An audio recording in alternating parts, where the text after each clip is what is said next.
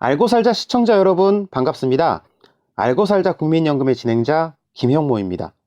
오늘은 공무원연금과 국민연금이 통합되면 국민연금이 엄청난 손실을 볼 거라는 여러 가지 얘기들이 있습니다. 이게 과연 맞는 말인지 살펴보도록 하겠습니다.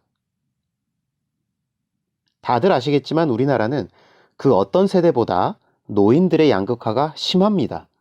공무원이나 사학, 군인같이 풍족한 특수직예연금을 받는 분들과 적은 국민연금 또는 20만원 남짓의 기초연금으로 간신히 살아가는 노인들로 나눠져 있습니다. 특히나 노인 빈곤율이 OECD 최악인 상황이다 보니까 어르신들의 양극화 체감은 더욱 클 수밖에 없습니다. 누구는 폐지를 주어서 간신히 살아가지만 부부교사, 부부공무원 같은 은퇴자들은 철마다 해외여행을 즐기기도 합니다. 그리고 이런 어르신들의 심각한 양극화, 그 주 원인은 바로 공적연금에 있습니다. 그래서 연금 관련 언론 보도만 나오면 항상 댓글로 달리는 글들, 특히나 베스트 댓글로 뽑히는 내용은 바로 공무원과 국민연금 통합하라 입니다. 단지 공무원이나 교사를 했다는 이유로 평범한 대다수 국민과 다른 풍족한 공적연금이 보장되는 특권에 많은 국민들이 분노하기 때문이죠. 국민연금과 특수직예연금의 통합. 근데 이게 쉽게 볼 일이 아닙니다. 현재 공무원, 사학 등 특수직예연금은 고용주 부담분을 포함해서 17.5%의 보험료를 냅니다. 국민연금이 9%니까 거진 2배 차입니다. 내년이면 이게 18%가 되니 딱 2배가 됩니다. 그런데 공무원연금은 이렇게 보험료를 많이 거둠에도 불구하고 하도 많이 퍼주다 보니까 막대한 적자가 발생하고 있죠.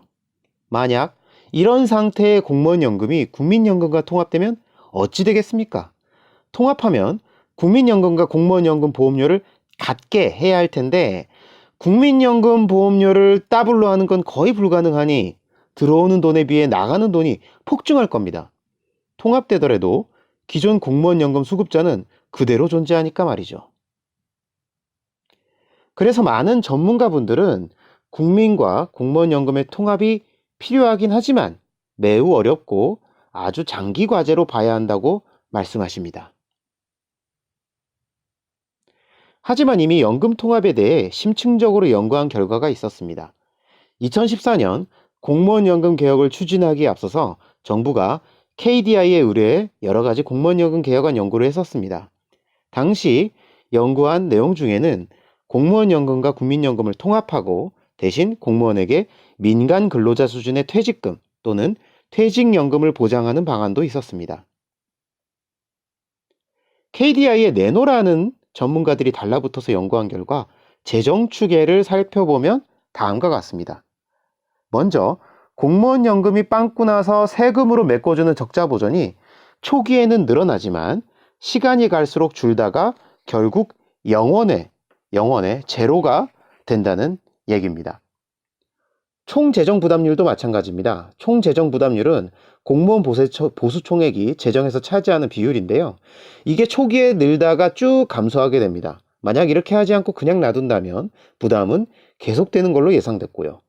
즉, 처음에는 돈이 들지만 장기적으로 보면 상당한 재정 절감이 된다는 얘기죠. 그럼 처음에 들어가는 돈은 과연 어떻게 할 것인가? 사실 생각해보면 적자 보전액이라는 게 어차피 부담할 돈입니다. 아무리 낸 보험료에 비해서 풍족하게 주는 공무원연금이지만 이미 주기로 약속한 거 안 줄 수는 없으니까요. 만약 연금이 통합하게 된다면 공무원연금 가입자 보험료 수입과 기존 공무원 수급자 지출액 간 차액에 대해서 국가가 국민연금에 전입하는 게 필요합니다.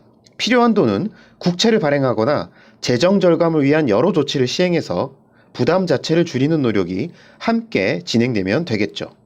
참고로 미국도 연방 공무원 연금 제도를 개혁하고 민간 직장인들 국민연금 제도와 일원화하면서 초기 비용을 장기 국채 발행으로 충당했습니다.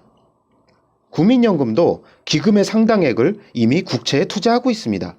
그리고 공무원연금이나 사학연금이나 기금이 30조 원 가까이 있으니까 이 돈도 활용해야겠죠.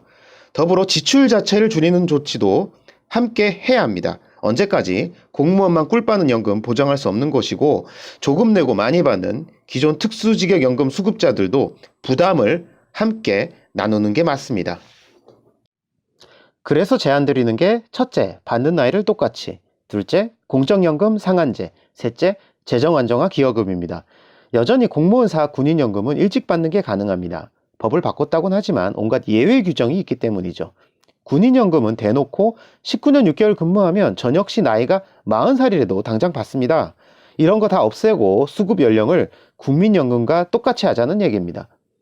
공적연금 상한제는 일정 액수 이상의 연금은 퇴직연금처럼 받는 겁니다.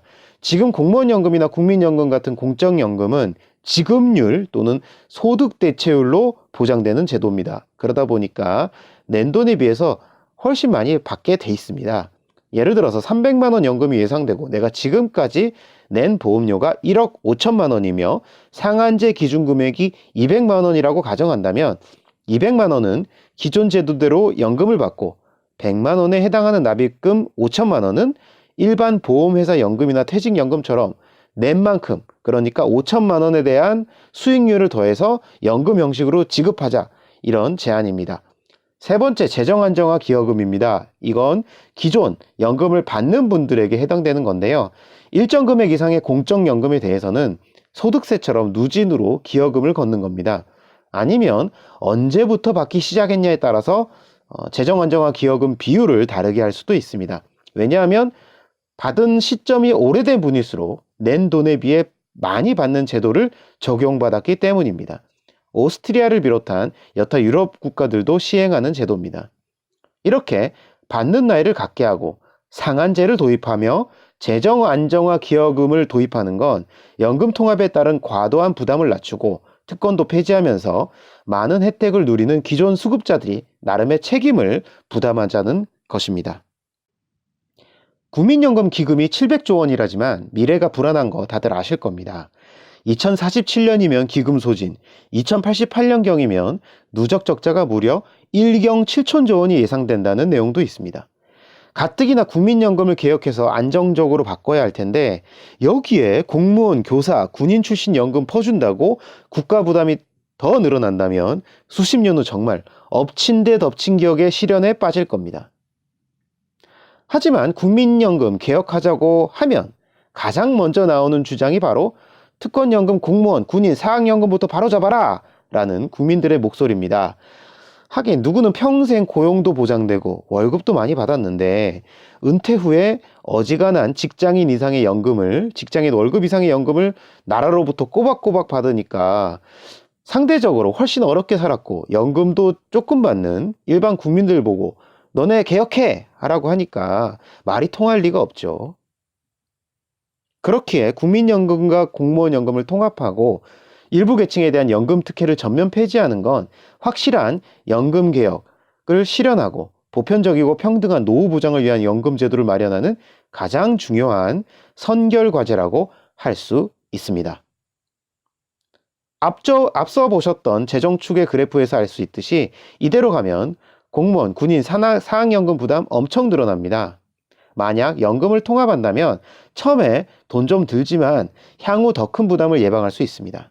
즉, 매도 먼저 맞는 게 낫습니다. 미루다가 나중에 하다 보면 아예 맞아 죽을지도 모릅니다. 방송 잘 보셨는지요? 다음 시간에도 좋은 내용으로 찾아뵙겠습니다. 지금까지 알고 살자 연금 김형모였습니다. 감사합니다.